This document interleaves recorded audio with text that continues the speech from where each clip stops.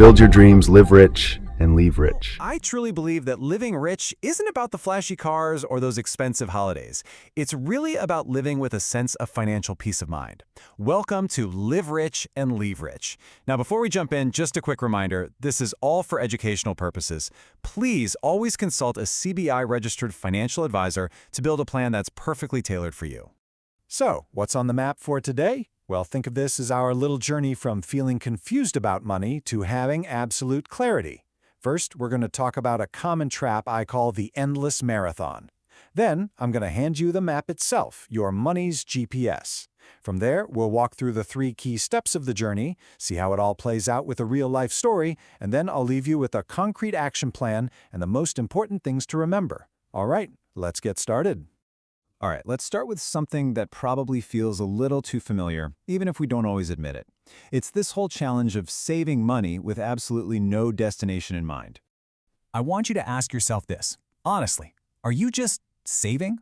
You know, putting away a few thousand rupees here, a few thousand there, whenever you can? Now, it feels like the right thing to do, but it's kind of like running a marathon with no finish line. You're sweating, you're putting in all this effort, but you have no idea how far you have to go. And it creates this constant, low-level anxiety, just a quiet hum of worry in the back of your mind. And that quiet hum, it becomes a full-on roar when the market crashes, right? The numbers turn red, and the first thought that just screams in our heads is, am I going to be okay? And that question is so terrifying because we honestly don't know the answer. We don't have a number for what enough really is. But what if you could silence that fear? What if you had a tool, a system to navigate all this uncertainty? Well, today, I'm giving you that tool. It's the GPS for your money, a simple 3-part system of goal, plan, and review. So let's really unpack this big idea. I want you to picture this. You're about to go on a road trip. What's the very first thing you do? You open up Google Maps, right? Well, this system for your money is just as simple, and believe me, it's just as powerful. Okay, first up is your goal.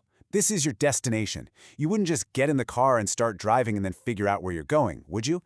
No, you type a specific address into the map. It's exactly the same with your money. A wish is saying, oh, I hope I can retire comfortably. A goal is saying, I will build a retirement fund of 5 crore rupees. It's specific, it's measurable, it's a real place on the map. So once you have the destination, you need a plan. This is your vehicle and your route. In our road trip, are you taking the fast highway or maybe the slower, more scenic route? With your finances, this is your SIP amount, your systematic investment plan, and your asset allocation. And that's just a fancy way of saying the mix of your money between growth stuff like equities and safety stuff like debt. The right plan completely depends on your destination. And finally, we have the review. This is your live GPS navigation. It's what keeps you on the right path. It's checking for traffic jams, for roadblocks, or maybe it'll find you a faster route. Your annual financial review does exactly the same thing. It tells you if you need to make a small adjustment to your plan to make sure you're still heading straight for your destination. And this right here, this is the thing to remember. A goal without a plan, well, it's just a wish, isn't it?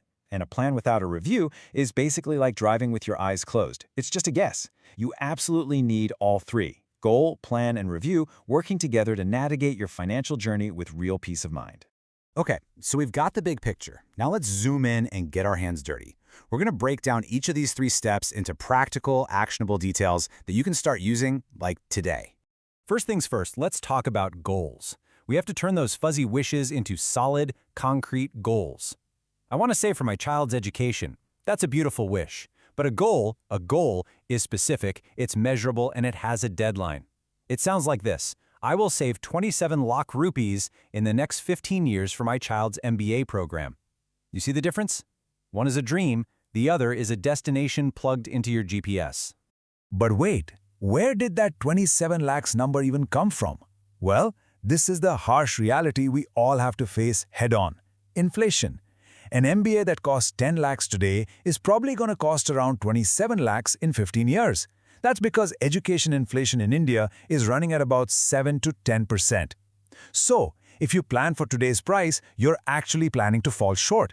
You have to plan for the future cost. Just think of inflation as a silent thief that's constantly trying to steal the value of your savings. So, your goal is set. Now, how do you actually plan the journey? Simple. Use something called the bucket strategy. All it means is you match your investment vehicle to your time horizon. For your short-term goals, things you need money for in less than 3 years, your number one focus has to be safety. So we're talking about debt funds or fixed deposits. But for those long-term goals, like retirement or that education fund that's 15 years away, your focus has to be on growth. And that's where equity mutual funds come into play. I mean, you wouldn't take a bicycle for a cross-country trip, right? Same logic. And finally, the review. And listen, how you review is just as important as that you review. Checking your portfolio every single day, that's just a recipe for making emotional decisions. You see a dip, you panic, and you sell at the worst possible time. An annual review, on the other hand, is logical. It's a calm, scheduled check-in. This is your chance to do something called rebalancing. So if your equity investments is shot up, you sell a bit of that and move the profits into the safety of debt. This locks in your gains, and more importantly, it reduces your risk as you get closer and closer to your goal. Now, theory's one thing, but a story really makes it stick. So let's meet two friends, Ramesh and Suresh, and see how these two very different approaches play out in the real world. This is really going to show you the difference between having a map and just being lost. So Ramesh is what we'd call a random saver. He just puts money into stocks whenever he has a little extra. Now, his daughter's college admission is just around the corner. And what happens? The market crashes. He has no choice but to sell his stocks at a huge loss just to pay the fees. The result for him? Immense stress. Now let's look at Suresh. Suresh is a planner. He had a specific goal, his son's education. He invested in equity mutual funds for 13 years, and, crucially, he reviewed his plan every year. 2 years before the fees were due, he started systematically moving his money from the risk of equity into the safety of debt funds. So when that same market crash happens, Suresh's money is safe. He pays the fees without a single worry. The result for him is dignity. That story really shows the incredible power of having a system, doesn't it? So now it's your turn. It's time to start building your own system. Here's some simple homework that will help you go from just being a wisher to being a planner. Here are 4 simple steps to get you started. First, just sit down with a piece of paper and write down 3 specific, time-bound financial goals. Second, do the math. Figure out the future cost of each of those goals after you account for inflation. Third, for each goal, start a separate SIP. This gives every investment a clear job to do. And lastly, and this is important, open your calendar right now and set a recurring annual reminder for your annual review. Do it now. Wow, we've covered a lot of ground. So before we finish up, let's just boil it all down to the most important truths that you really need to carry with you on this journey. First, give every single rupee a job description by tying it to a specific goal. Second, please understand that your real enemy isn't the ups and downs of the market, it's inflation, silently eating away at your money's value. Third, always match the vehicle, equity or debt, to the road, which is your time horizon. And finally, review your journey logically, once a year. Don't react to the daily noise emotionally. And I want to leave you with one final thought to really think about. If, for whatever reason, your income stopped tomorrow, do you have a clear map that shows you the path to financial survival? Or would you just be lost? A good plan is that map. Now, building that map, it takes a bit of time and effort. If you need a detailed guide, I've actually created the Legacy Diary to help you organize your entire financial life. You can find the link for that down in the description.